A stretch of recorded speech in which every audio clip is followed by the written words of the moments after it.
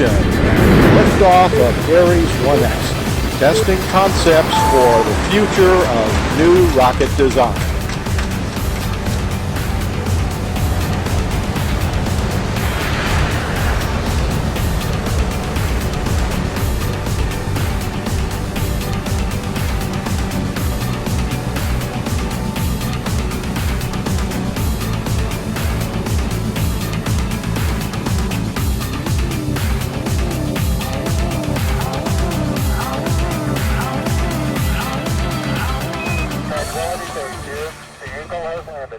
That's one small step for man, giant leap for mankind.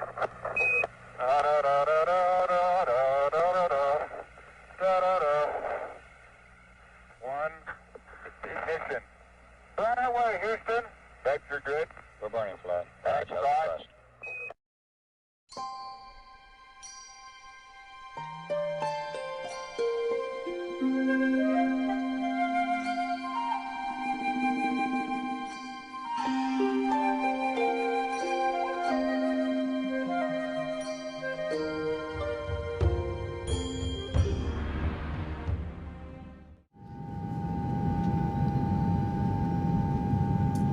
Ladies and gentlemen, welcome aboard the shuttle to Galactic Space Elevator 359. At this time, the captain has turned on the fasten seatbelt sign. If you haven't already done so, please stow your carry-on luggage underneath the seat in front of you or in an overhead bin. Please take your seat and fasten your seatbelt, and also make sure your seat back and folding trays are in their full upright position. At this time, we request that all mobile phones, pagers, radios, and remote-controlled toys be turned off for the full duration of the flight, as these items might interfere with the navigational and communication equipment on this aircraft. We request that all other electronic devices be turned off until we fly above 10,000 feet. We will notify you when it is safe to use such devices. We remind you that this is a non-smoking flight. Smoking is prohibited on the entire aircraft, including the lavatories. Tampering with, disabling, or destroying the lavatory smoke detectors is prohibited by law. If you have any questions about our flight today, please don't hesitate to ask one of our flight attendants. Thank you and enjoy your flight.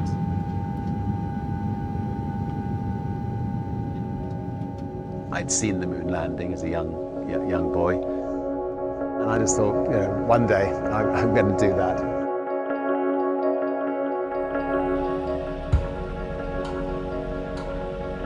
But years by year went by, and NASA didn't seem to be that interested in getting you or me into space, and so in about 1990, I suddenly thought Virgin Galactic sounds like a good name, and so having registered the name Virgin Galactic, I had to do something about it.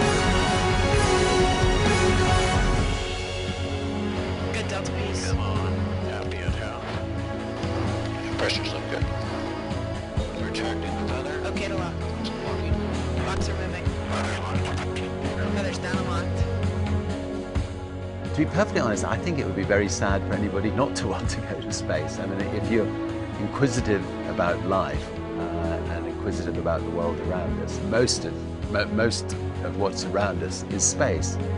And just, you know, to be able to look back at our fragile Earth from space and see the beauty of it is something that I'm sure that every single one of us would love to do if we had the opportunity.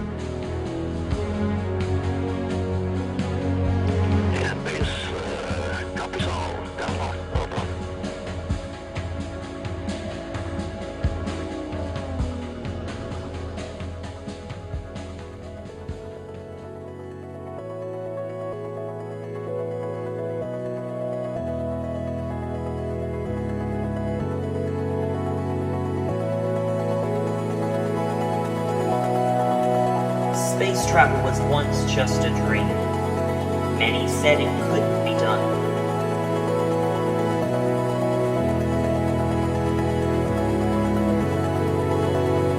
I believe that this nation should commit itself to achieving the goal before this decade is out of landing a man on the moon and returning him safely to the Earth. We choose to go to the moon in this decade and do the other things. Not because they are easy, but because they are hard. Because that goal will serve to organize and measure the best of our energies and skills. A goal was set, a plan was established, and on July 20th, 1969, the late Neil Armstrong was the first person to set foot on the moon. Tranquility Base here. The Eagle has landed. That's one small step for man, giant leap for mankind. For decades, space travel was affordable only to governments. Today, entrepreneurs, visionaries, modern-day explorers are providing transportation into space. What's next? Space colonization?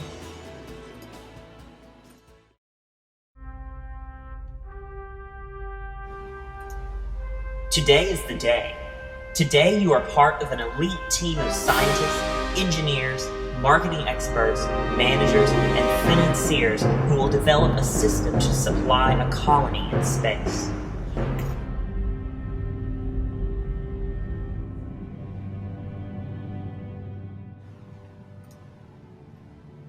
Hours before your cargo ship arrives at an equatorial island in the Pacific Ocean, you can see a thin, bright, vertical line bisecting the sky. As the ship draws closer, you see that the base of the line terminates at a large building that occupies much of the island. Your gaze follows the bright line from the building upward, but you cannot see its far end. The line is a ribbon of super strong carbon nanotube grown around an unobtainium monocrystalline structure, and it stretches from this equatorial island up to the Anchor asteroid in geosynchronous orbit 62,000 miles above you. Often hailed as the eighth wonder of the modern world, the space elevator is the premier low-cost solution for lifting cargo out of the Earth's gravity well. It will expand lunar colonization, exobiological exploration, and asteroid mining. It has already spawned many new industries, and competition for SE contracts is fierce. The first stop on the space elevator is Midway Station, located just above the atmosphere, but well below the geosynchronous orbit. Midway Station is a cargo transfer depot, solar power station, and a home away from home for the space elevator supervising engineers. The space elevator program needs unmanned robotic vehicles for routine cargo delivery, as well as additional station expansion and construction.